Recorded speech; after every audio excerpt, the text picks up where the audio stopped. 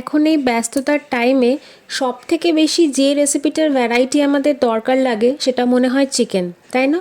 মানে চিকেনের বিভিন্ন রকমের আইটেম আমরা বাচ্চা থেকে বুড়ো সবাই ভীষণ পছন্দ করি। তো আজকে আমি একটু অন্য রকমের চিকেনের রেসিপি এনেছি। এখানে আমি 500 গ্রাম চিকেন নিয়েছি উইথ বোন চিকেন। সেটাতে আমি ভালো করে ধুয়ে পরিষ্কার করে হাফ লেবুর রস দিলাম, আর তার মধ্যে 2 টেবিল চামচ মতো আদা রসুন বাটা দিলাম, আর দিলাম একটু নুন। এই দিয়ে এটাকে ভালো করে একটু মাখিয়ে নেব। এটাকে ম্যারিনেট করে মোটামুটি আধ ঘন্টা একটু রাখতে পারলে ভালো, না হলে অ্যাটলিস্ট 15 মিনিট মতো একটু ম্যারিনেট করে রাখতে হবে। এবার এই সবকটা দিয়ে মাখিয়ে নেওয়ার পরে এর মধ্যে আমি অ্যাড করব একটুখানি টক দই। টক দইটা দিয়েও আবার ভালো করে এটাকে সব কিছুর সাথে মিশিয়ে নিচ্ছি। তারপরে এটাকে ঢাকা দিয়ে আমি আধ ঘন্টার জন্য ম্যারিনেট করে রাখছি। এবারে আমি একটা পেস্ট বানাবো। পেস্টটা বানানোর জন্য আমি নিয়েছি এখানে 2টো পেঁয়াজ মিডিয়াম সাইজের, তার সাথে কিছুটা পুদিনা পাতা আর কিছুটা ধনে পাতা ডাঁটা সহ। ধনে পাতার ডাঁটায় যেহেতু স্বাদটা ভালো হয় সেই জন্য আমি ডাঁটা সবসময় ইউজ করি, কখনোই ফেলে দিই না। এটা দিয়ে এটার আমি একটা পেস্ট বানিয়ে নেব। এবার আমি একটা বাটিতে হাফ কাপ মতো টক দই নিয়েছি, তার মধ্যে আমি যে পেস্টটা বানালাম সেই পেস্টটা দিয়ে এটা ভালো করে মিশিয়ে নিচ্ছি।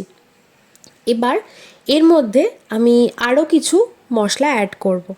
তো এইভাবে যদি আমি দইয়ের মধ্যে পেস্টটা বানিয়ে নিই তাহলে কিন্তু গ্রেভিটা খুব সুন্দর হয়। একবার তোমরা ট্রাই করে দেখতে পারো, যদি ভালো লাগে অবশ্যই আমাকে কমেন্ট করে জানিও কেমন লাগছে। আমার মনে হয়েছিল যে এখানে পেস্টের থেকে দইটা একটু কম হয়েছে, তাই আমি আরও হাফ কাপ মতো দই দিলাম। টোটাল আমার 1 কাপ দই হলো। এবার এর মধ্যে আমি একটু ধনে গুঁড়ো, একটু জিরে গুঁড়ো, একটু লঙ্কার গুঁড়ো দিচ্ছি।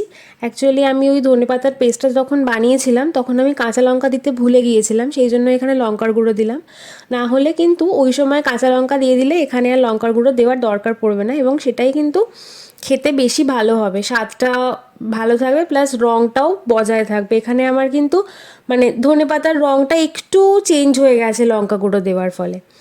যাই হোক, এবারে আমি এর মধ্যে একটুখানি কাসুরি মেথি দিয়ে দিচ্ছি। এই সব কিছু দিয়ে কাসুরি মেথিটা মোটামুটি আমি 1 টেবিল চামচ মতো কাসুরি মেথি একটু হাতে মিশিয়ে, মানে হাতে একটু রগড়ে নিয়েছি, নিয়ে এর মধ্যে মিশিয়েছি। আর একটু গরম মশলার গুঁড়ো দিলাম। সব কিছু দিয়ে মিশিয়ে ভালো করে এই তৈরি করা যে মশলাটা, এটাকে আমি ঢাকা দিয়ে রেখে দেবো। এবারে আমি কড়াইয়ে তেল দিচ্ছি, 3 টেবিল চামচ মতো এখানে আমি তেল দিয়েছি। এবার তেলটা যখন গরম হয়ে যাবে তখন আমার যে চিকেনটা ম্যারিনেট করে রাখা ছিল সেই চিকেনগুলো আমি এখানে ডাইরেক্ট তেলের ওপরে দিয়ে দিচ্ছি। এই সময় কিন্তু খেয়াল রাখতে হবে যে গ্যাসের ফ্লেমটা যেন একদম হাই থাকে, কোনোভাবেই কম করা যাবে না। যতই চিকেন থেকে জল ছিটকুক বা যাই তেল ছিটকুক না কেন, কোনোভাবেই গ্যাসের ফ্লেম কিন্তু কম করা যাবে না। কম করলে কিন্তু চিকেনের ভেতর থেকে জল বেরিয়ে যাবে, চিকেনটা একদম ছিবড়ে হয়ে যাবে। চিকেনটা ওই অবস্থাতেই রেখে দিতে হবে কিছুক্ষণ, 5 কি 7 মিনিট পরে আমি চিকেনটা এখানে উল্টেছি। যখন হালকা একটু ব্রাউন কালার এসছে চিকেনের গায়ে তখন আমি এটাকে উল্টেছি। এইভাবেই আরও 5 থেকে 7 মিনিট চিকেনটাকে অপর পিঠটাও আমি কুক করে নিয়েছি।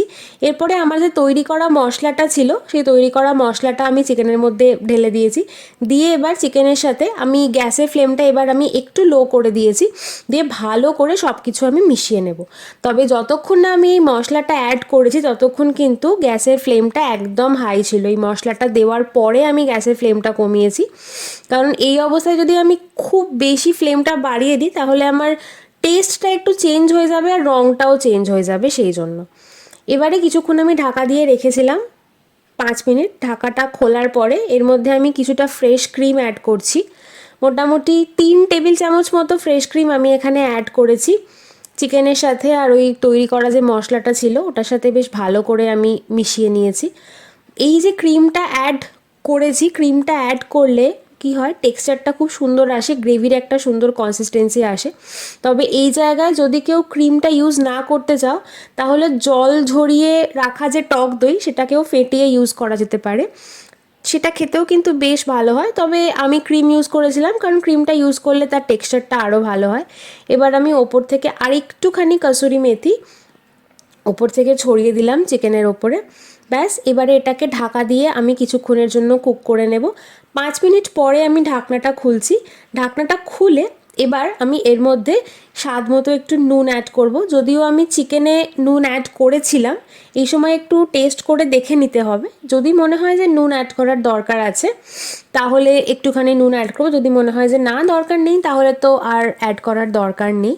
এবার আমি এর মধ্যে একটু গোলমরিচের গুঁড়ো দিচ্ছি। গোলমরিচের গুঁড়োর ফ্লেভারটা আমার ভালো লাগে বলে আমি একটু অ্যাড করেছি, না হলে কেউ যদি না চাও তাহলে এটা অবশ্যই স্কিপ করতে পারো।